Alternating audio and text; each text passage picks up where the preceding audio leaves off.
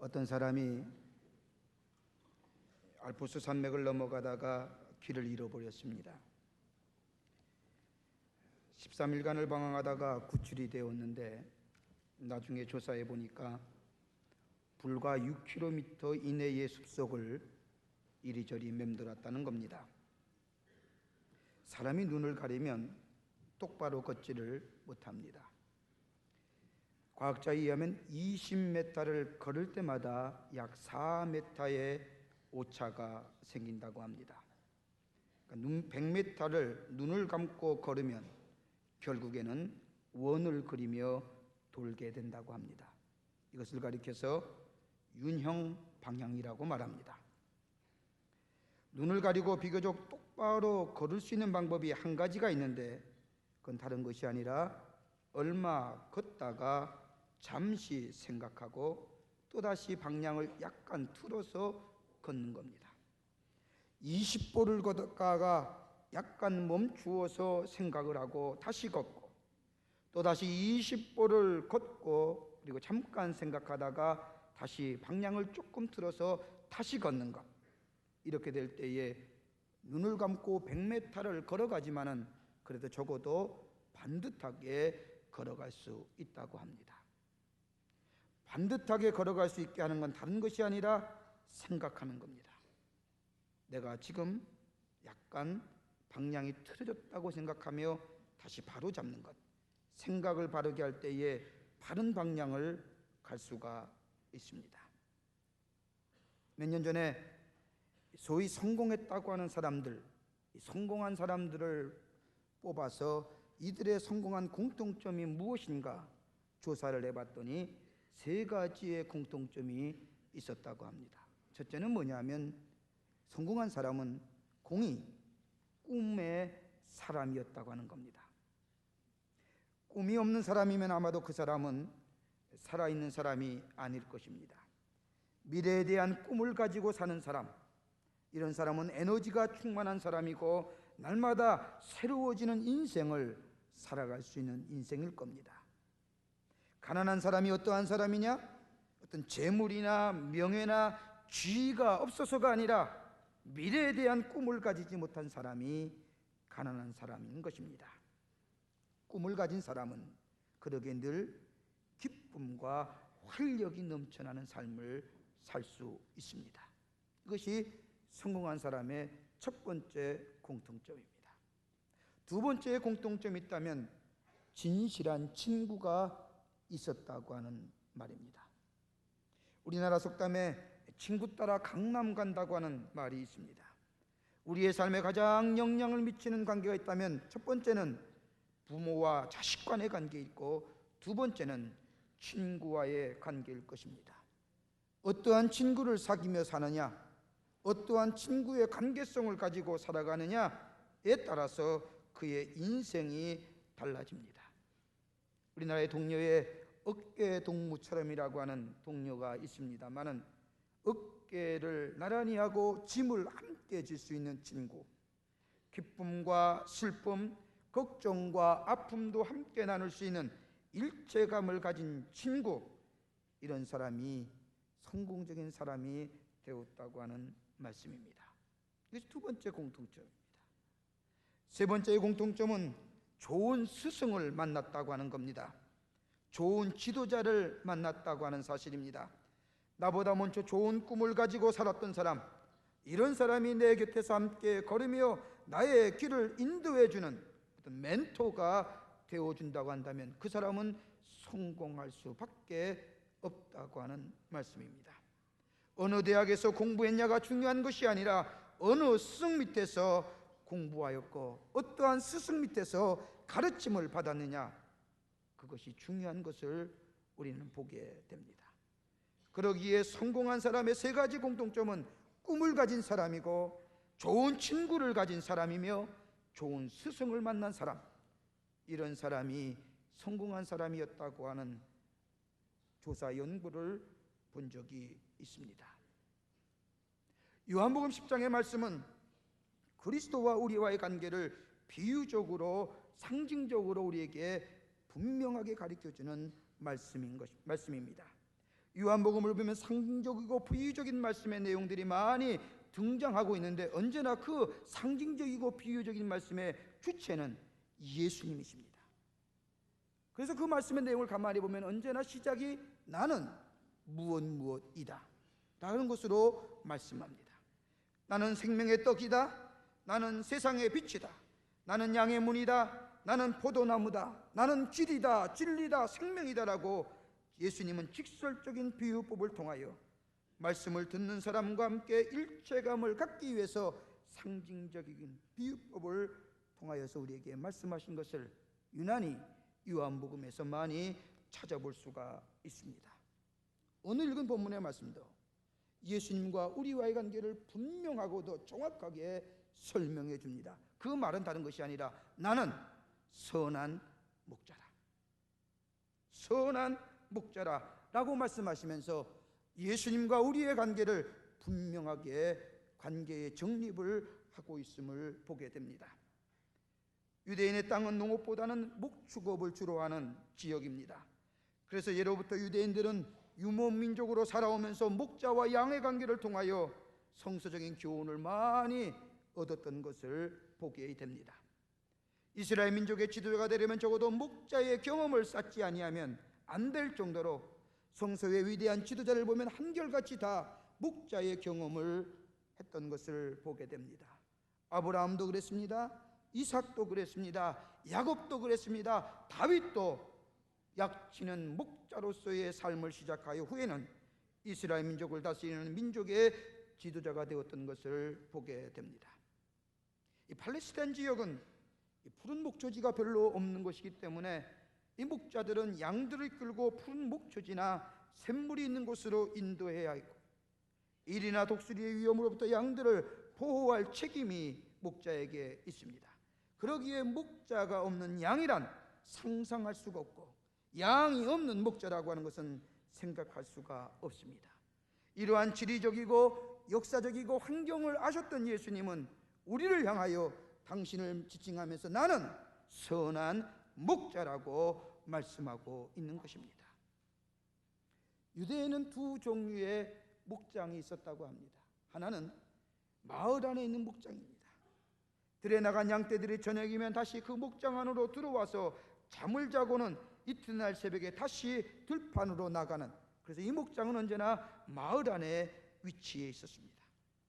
또 하나의 목장은 푸른 목초지가 있는 곳에 목자가 만드는 목장입니다. 날이 저물었을 때의 목자는 주위에 돌들을 모아다가 커다랗게 원을 만듭니다. 그리고 한 곳에 터놓고 문을 만들어서 양들을 그곳에 들여보냅니다. 그리고 이 목자는 그 터진 곳에 어떤 긴 나무 막대기나 나무 막대기가 없을 경우에 혹은 자신의 몸을 누워서 비스듬히 하여 문에 빗장을 만들어 놓습니다. 그리고 문을 지킵니다. 그 문을 지키는 목자가 있기에 양들은 넘어갈 수도 없고 다시 들어올 수도 없습니다. 그러기 예수님은 오늘 요한복음 10장에 나는 양의 문이라고 하는 말씀은 바로 이러한 것 때문에, 이러한 연유로 예수님 자신 스스로 양의 문이라고 비유하며 우리에게 말씀하고 있는 것을 보게 됩니다.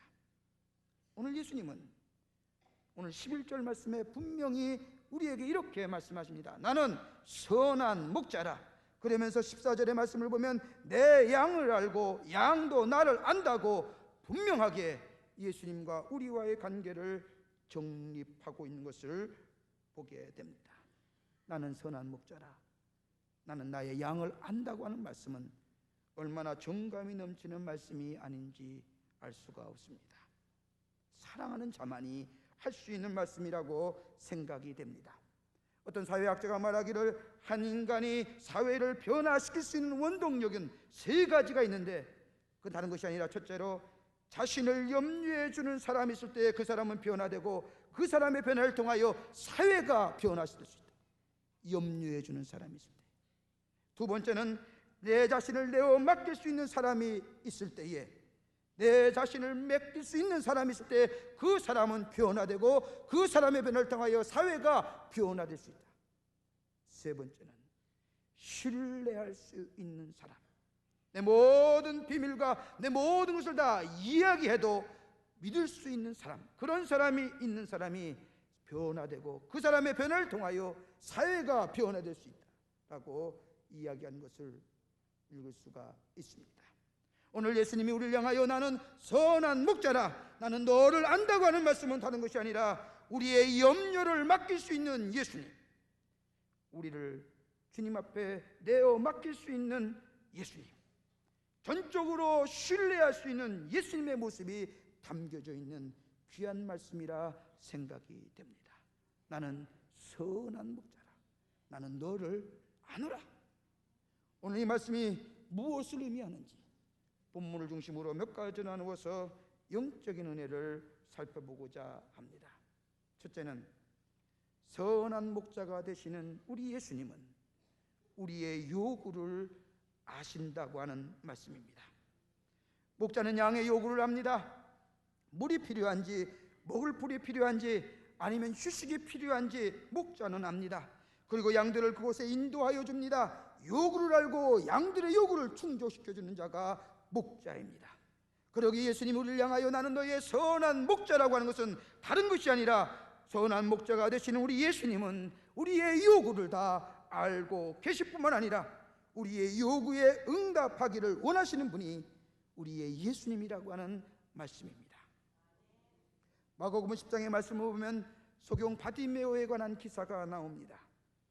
예수님께서 어다한 무리들과 함께 여리고에서 나가실 때에 디메오의 아들 되는 바디메오가 예수님께서 지나가신다고 하는 소식을 듣고 길거리에서 소리쳐 외칩니다.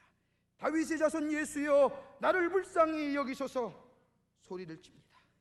그러자 수많은 사람들이 바디메오를 향하여 힐난을 합니다. 야, 조용히 좀 해. 너가 뭔데 소리를 질러? 조용히 해. 그러자 바디메오는 더 큰 소리로 예수님이 들으라고 다윗의 자손 예수여, 나를 불쌍히 여기소서 라고 외칩니다.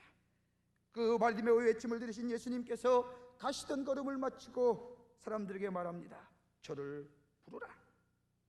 어떤 사람이 바디메오에 가서 이렇게 말합니다. 예수님께서 너를 부르신다 라고 이야기하자 바디메오는 자기의 갖고 있던 것을 다 내어던지고 예수님 앞에 달려갑니다.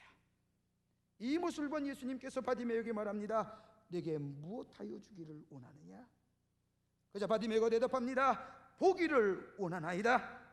그러자 예수님께서 말씀하시기를 가라, 내 믿음이 너를 구원하였느니라 라고 말씀하자 바디메오의 눈이 띄어지고 성경의 말씀을 보면 예수를 쫓았다고 하는 말씀이 마가복음 10장에 기록되어져 있습니다.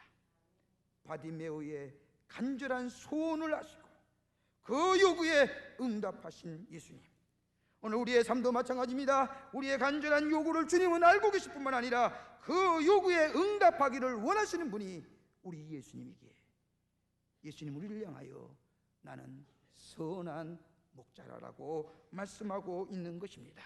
우리의 간절한 요구 주님께 아뢰기만 하면 주님은 우리의 요구에 응답해 주십니다. 그런데 한 가지 분명한 사실은 잊지 말아야 할 한 가지의 사실이 있습니다. 여러분의 가정에서 여러분의 사랑하는 자녀가 여러분에게 요구하는 것에 대해 무조건 다 들어주십니까? 그러실 분은 아무도 안 계실 겁니다. 사랑하기에 선별하여 그 아이에게 맞는 것, 그 아이에게 합당한 것에 대하여 응답하여 주는 것처럼 우리의 선하신 주님, 선한 목자가 되시는 주님은 우리에게 유익한 것, 우리에게 합당한 것에 대하여 응답해 주십니다. 그러기에 주님을 향하여 사랑의 주님이라고 우리가 부를 수 있는 것입니다. 사랑하지 아니하면 우리의 요구에 다 응답해 주십니다. 악이 되든 핵이 되든 우리에게 불행이 되든 요구하는 것에 응답해 주시는 분은 진정한 사랑의 소유자가 아닙니다. 사랑하기에 우리에게 유익한 것, 우리에게 합당한 것에 들어주시는 우리의 주님이시기에 우리는 주님을 향하여 사랑의 주님이라고 부를 수 있는 것입니다. 여러분, 사랑이 무엇입니까? 사랑은 정적인 것이 아닙니다. 사랑은 동적이며 창조적인 것입니다. 아무리 사랑한다고 말하면서도 사랑의 모습이 드러나지 않는다고 한다면 그것은 사랑이라고 말할 수 없습니다. 예수님 우리를 사랑의 예수님이라고 말할 수 있는 것이 아니라 예수님은 동적이고 창조적인 행동을 우리에게 보여주셨습니다.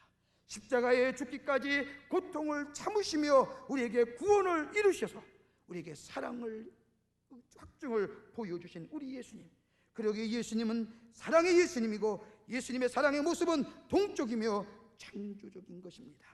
그러기에 그 사랑의 예수님, 우리를 사랑하시기에 우리가 요구하기만 하면 응답해 주시는, 우리에게 선한 것, 우리에게 합당한 것, 우리에게 맞는 것으로 응답해 주시는 주님이시기에 우리는 예수님을 향하여 사랑의 예수님, 선한 목자로 부르는 것입니다. 그런데 한 가지 분명한 사실이 있습니다. 예수님이 응답하실 때에 응답하시는 방법이 세 가지가 있습니다. 첫째는 뭐냐? 아니다라고 응답하실 때가 있습니다. 아니다도 응답입니다.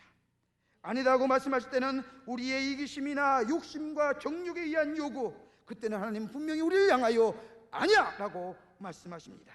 편하고 쉬운 것에 대한 추구, 맹목적인 이기심과 우리의 욕심과 관련되어 있는 욕구에 대해서는 예수님은 단호하게 그것은 아니라고 우리에게 응답해 주십니다. 또 하나의 응답의 방법이 있습니다. 그래, 예스의 방법이 있습니다.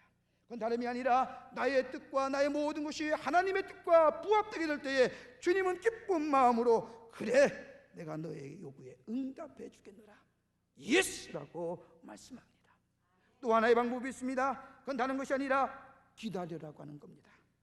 기다려라고 하는 겁니다. 왜 기다리고 하느냐? 다른 것이 아닙니다. 때로는 우리의 요구가 너무 빨리 가든지 아니면 너무 늦게 가든지, 아니면 우리의 요구가 하나님의 요구와 맞지 아니할 때에 주님에게 우리에게 응답하시는 말씀은 기다려라, 기다려라.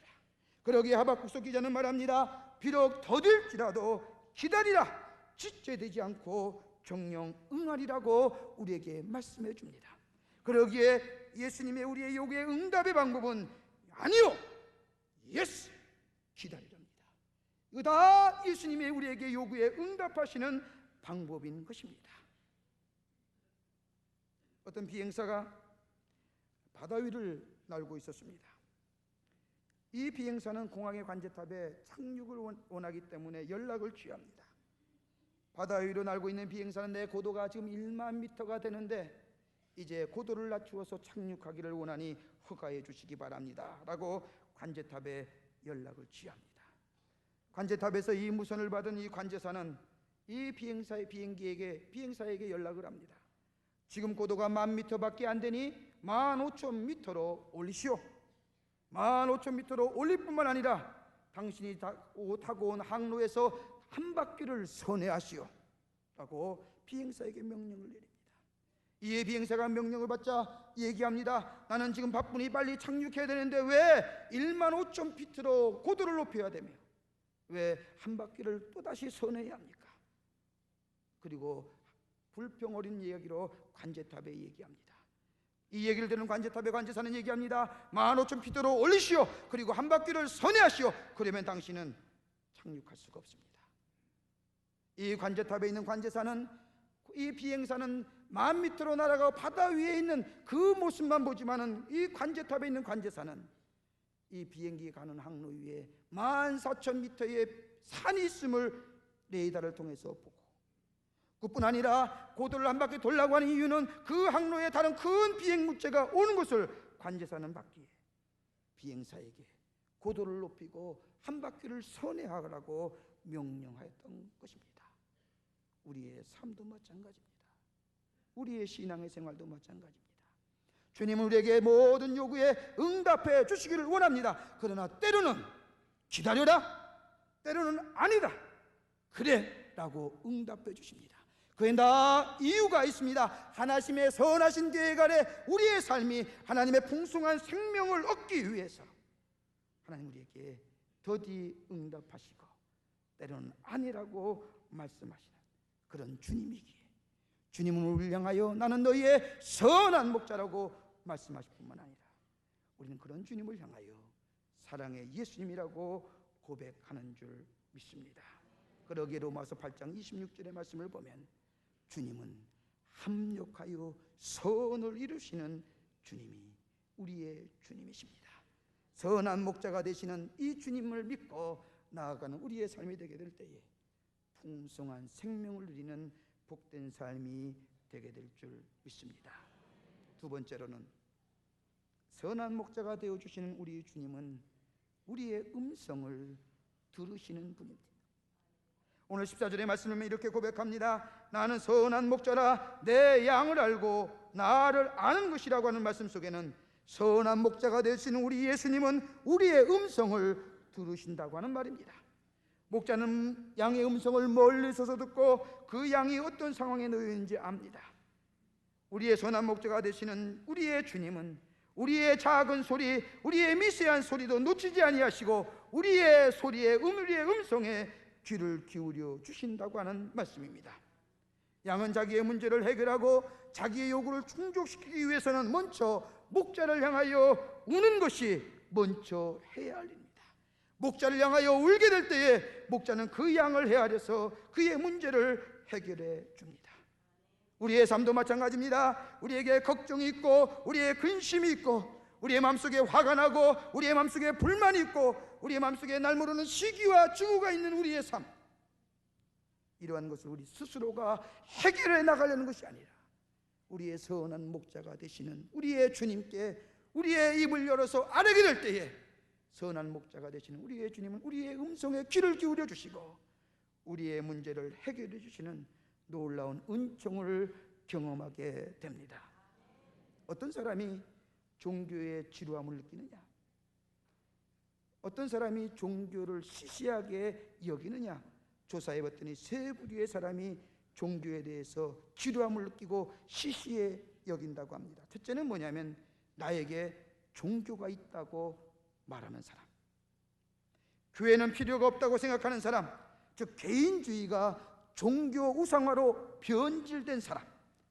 그러기에 혼자서도 기도할 수 있는데 왜 꼭 교회에 가서 기도해야 돼? 나는 예수라는 사람을 존경하지만 반드시 교회에 나갈 필요가 없어? 기독교는 훌륭한 종교이지만 영적이라고 하는 것은 고귀한 것이기 때문에 어떤 조직체나 공동체 속에 가둘 필요가 없다고 생각하는 사람, 철저한 개인주의가 종교적인 우상으로 변질된 사람, 이런 사람은 절대로 종교에 대해서, 기독교에 대해서 흥미를 느끼지 못한다고 합니다. 두 번째 부류의 사람은 종교는 약한 사람의 것이지 나에게는 구세주가 필요 없다고 생각하는 사람. 종교라고 하는 것은 특별히 심약한 사람들, 또 어려움을 당했을 때에, 위급할 때에 불러대는 구급차 정도로 생각하며 살아가는 사람들, 이런 사람은 인간의 이성이라든지 인간의 경험이라든지 그것을 무엇보다도 종교적인 것보다도 위에 두고 사는 사람, 이런 사람에게는 종교가, 특별히 기독교가 그들에게는 흥미를 줄 수 없고 종교라는 것이 지루하게 느낄 수밖에 없는 두 번째 부류의 사람이랍니다. 세 번째 부류의 사람은 종교에 대해서, 특별히 기독교에 있어서 잘 알고 있다고 생각하는 사람. 종교적인 경험이나 체험 없이 나는 기독교에 대해서 알고 있어, 그래서 단순히 윤리적이고 도덕적인 측면에서만 기독교를 알려고 하는 사람, 이런 사람은 절대로 기독교가 그의 삶에 영향을 미치지 못한다고 하는 사실입니다. 체험이나 경험이 없이 안다고 이야기하는 사람은 마치 축구 경기에 운동장에서 뛰어보지 못하고 축구가 재밌고 좋다고 이야기하는 사람과 같은 그런 사람의 모습이라고 하는 겁니다. 철저하게 주관이나 이성이나 인간적인 경험에 빠져서 기독교를 말하는 사람, 이런 사람에게는 종국적으로 절망감과 허무감에 빠질 수 없는 인간의 모습, 이들에게는 절대로 기독교가, 종교가 저들에게 흥미가 될 수 없다고 하는 말입니다. 그러나 진정으로 예수를 만나고 예수를 경험하고 예수를 체험하고 예수만이 나의 구주로 믿고 영접하고 선한 목자가 되시는 예수님을 믿고 살아가는 삶이다. 우리에게는 아픔이 있다 할지라도, 우리에게는 불만이 있다 할지라도, 우리에게는 걱정과 근심이 있다 할지라도, 우리 몸속에 남보는 시기와 증오의 감정이 있다 할지라도 그것을 해결할 수 있는 이는 오직 예수밖에 없음을 고백하는 사람이 진정한 그리스도인의 삶이에요. 그 삶에는 하나님의 은혜와 축복이 넘쳐나는 복된 삶인 줄 믿습니다. 그러기에 빌립보서 4장 6절과 7절의 말씀을 보면 아무것도 염려하지 말고 오직 모든 일에 기도와 간구로 너희의 구할 것을 감사함으로 하나님께 아뢰라. 그래야 모든 지각에 뛰어난 하나님의 평강이 그리스도 예수 안에서 너의 마음과 생각을 지키시리라. 우리의 근심의 보따리, 우리의 고민의 짐, 우리 불만의 짐, 우리의 시기와 증오의 마음들을 다 주 앞에 풀어놓고, 주님, 저의 모습이 이러합니다, 긍휼을 베풀어 주시옵소서라고 주님께 소리내어 아랠 때에 나는 너의 선한 목자라고 말씀하신 우리의 주님은 우리의 음성을 들으시고 우리의 모든 것을 해결해 주실 뿐만 아니라 더 넘치는 은혜로 함께 해주시는 우리 예수님을, 우리 귀한 선한 목자가 되시는 예수님을 만나는 복된 길인 줄 믿습니다. 끝으로 선한 목자가 되어주시는 우리 주님은 항상 우리 곁에 계십니다. 팔레스타인의 목자는 언제나 양의 곁에서 떠나지 않습니다. 항상 그들과 더불어 함께 먹고 자며 그들과 함께 생활합니다. 오늘 예수님이 여기 11절의 말씀도 나는 선한 목자라고 말씀하시고 14절의 말씀도 나는 선한 목자라 반복해서 선한 목자임을 강조합니다. 이 강조에는 특별한 이유가 있습니다. 목자는 선한 목자가 있을 뿐만 아니라 싹군 목자가 있습니다. 싹군 목자는 양을 이용하는 사람입니다. 양을 통하여 자기의 이익을 취득하는 사람입니다. 그러기에 양의 안전이라든지 양의 어떻게 되는지 관심이 없습니다. 자기 이익에만 관심 있는 사람, 싹군 목자입니다. 그러나 선한 목자라는 것은 철저하게 관심이 이 양에만 가 있습니다. 양을 극진히 사랑합니다. 그리고 극진히 사랑하기에 언제나 늘 함께 합니다. 이것이 사랑의 모습입니다. 양에게 얼마간의 자유를 준다, 양에게 복지를 준다, 양을 살찌운다, 이런 종류의 사랑이 아닙니다. 목자와 양의 관계는, 선한 목자가 되시는 예수님은 철저하게 사랑의 모습은 함께 있다고 하는 말씀입니다. 이것이 바로 목자와 양의 관계입니다. 함께 있는 겁니다. 미국 워싱턴에 가면 워싱턴을 방문하는 사람이면 한 번쯤 가보는 곳이 있는데, 그건 다름이 아니라 미국 조폐공사 옆에 있는 그 유태인의 학살 기념관입니다. 2차 세계대전 때 나치 독일은 이스라엘 사람만 600만 명을 죽였습니다. 죄 없는 사람 단지 유태인이라는 것 때문에 독일군은 게르만 민족의 우수성을 드러내기 위해서 유태인을 600만 명을 죽여버립니다. 이러한 역사의 죄악성을 고발하기 위해서 세운 것이 학살 기념관입니다. 그것에 들어가면 슬프다 못해서 섬뜩할 정도입니다. 사람이 저렇게 악할 수 있을까? 하나님의 형상대로 지음받은 인간이 저렇게 악한 짓을 저지를 수 있을까 할 정도로 참혹한 장면의 그림들과 사진들이, 또 여러 가지 유품들이 전시해 놓은 것을 볼 수 있습니다. 그런데 그 기념관 마당에 한 조그만 동상이 있습니다. 이 동상은 아름다운 사랑의 관계를 보여주는 하나의 상징적인 동상입니다. 2차 세계대전 당시 독일군이 폴란드에 들어왔습니다. 많은 이스라엘 사람들이 학살을 당했지만 특히 폴란드에서는 유태인이 300만 명이 죽었습니다. 다름 아니라 폴란드에 살고 있는 이스라엘 사람들을 모조리 죽여버리고 그런 계획을 세웠던 때였기 때문입니다. 그런 때에 한 조그만 초등학교에 학생들이 학교 운동장에 모여 있었습니다. 그 가운데는 유태인의 어린아이들은 가슴에 노란 다윗의 별을 달고 있었습니다. 노란 별을 달고 있는 유태인의 어린아이들과 함께 폴란드 어린아이들이 운동장에 모여 있었습니다. 그들은 얼마 전까지만 해도 함께 공부하고 함께 놀이를 하고 함께 사랑하던 아이들이었습니다. 근데 갑자기 독일군이 총을 들고 다가옵니다. 그 모습을 보자 아이들이 무서워서 떱니다. 선생님은 이런 아이들의 모습을 안타깝게 지켜보고 있었습니다. 독일군이 다가와서 아이들을 향하여 말합니다. 가슴에 노란 별을 달고 있는 아이들은 다 이리로 나와라. 그러자 무섭고 떨고 있던 아이들이 소리를 지릅니다. 그리고 아이들은 선생님에게 달려들어가 선생님을 끌어안습니다. 선생님도 아이들을 끌어안았습니다. 그러자 독일군이 선생님에게 다가와서 말합니다. 선생님은 물러가시오. 아이들만 내놓으시오 라고 말합니다. 그러자 선생님은 그럴 필요가 없습니다. 제가 함께 가겠습니다 라고 말하면서 같이 가려고 나섭니다. 그러자 독일 군병증이 말합니다. 당신은 유태인이 아니니 안 됩니다, 물러가시오 라고 이야기해도 이 선생님은 듣지도 않고 어린이들과 함께 트럭에 올라탔습니다. 그리고 트럭은 움직이기 시작을 합니다. 그들은 어느 정도 지나다가 가스실이라고 하는 곳에 도달하게 되었습니다. 선생님과 아이들은 그 가스실의 장면을 보자 놀랍고 그리고 무섭고 떨고 있을 때에 선생님은 아이들을 위로합니다. 내가 너희들과 함께 있을 터이니 걱정하지 마라. 자, 우리 함께 기도하자. 그리고 말하고 선생님과 아이들이 함께 모여서 기도합니다. 기도를 마치고 선생님이 아이들에게 묻습니다. 어때? 기도하고 나니까 마음이 편하지? 그러자 애들이 말합니다. 예 선생님, 마음이 편해요. 내가 너희들과 함께 있으니 걱정하지 마, 마음이 편할 거야 라고 이야기하자 어린아이들이 얘기합니다. 선생님, 이제 아무런 두려움이 없어요. 하나님이 함께 계시고 선생님이 내 곁에 계시니 이젠 두려울 것이 없어요. 이 말이 마치자마자 그 선생님과 함께 아이들은 가스실로 들어가 한 줌의 연기로 사라지고 말았습니다. 이 선생님은 유태인도 아닙니다. 폴란드인입니다. 그 선생님 이름은 코르자크 선생님입니다.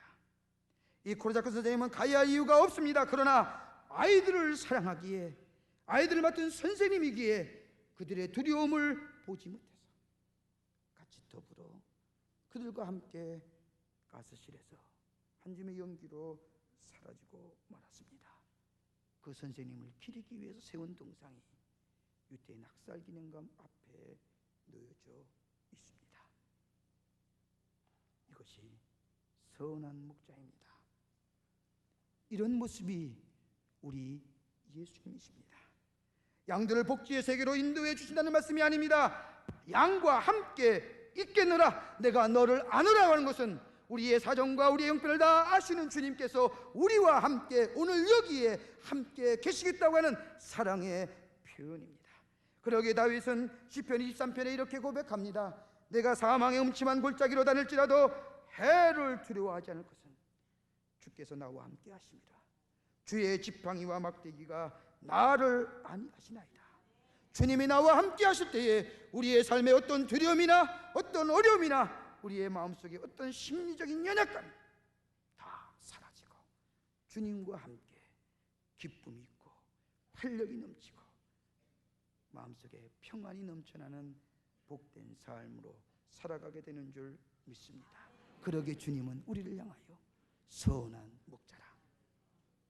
오늘 이 선한 목자이신 예수님을 우리 마음속에 받아들이고 예수님과 더불어 우리의 삶의 여정을 나아갈 때에 우리의 요구를 들어주시는 선한 목자야 예수님을 만나게 되며 세미한 음성에도 귀를 기울여서 우리의 음성에 응답하시는 사랑의 예수님을 만나게 되며 세상 끝날같이 우리와 함께 하시겠다고 하는 그 선한 목자가 되시는 예수님, 그 좋으신 예수님을 만나는 경험을 통하여 우리의 삶이 더 풍성한 생명의 삶으로 인도함 받는 복된 삶이 되게 되는 줄 믿습니다. 이러한 삶을 소유하시는 여러분들이 되시기를 주님의 이름으로 간절히 축원합니다.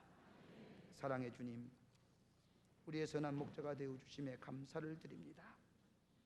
우리의 요구에 응답해 주시고 우리의 음성에 귀를 기울여 주시며 우리와 늘 함께 하시는 그 사랑의 예수님만을 붙잡고 나아가 풍성한 생명으로 인도함 받는 저희들의 삶이 되게 하여 주시옵소서.